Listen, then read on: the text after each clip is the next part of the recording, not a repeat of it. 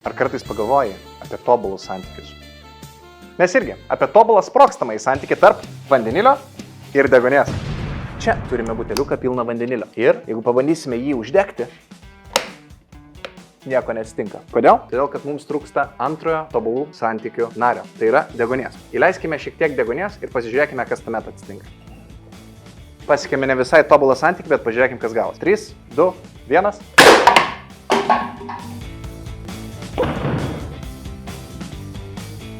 Sprogimas neblogas, bet pasižiūrėkime, kas atsitiks, jeigu sumaišysime tobulų stokiometrinių santykių. Ką tai reiškia? Tai reiškia, kad mūsų abudu ingredientai tobulai sureaguoja. Vandenilis H2 susijungia su deguonim O2 ir gaunasi H2O. 2 dalis vandenilio, 1 dalis deguonės. Ta būtent ir žymi ši riba. Ir ką sumaišėme tobulų santykių, pasižiūrim, kas gavos. 3, 2, 1. Wow.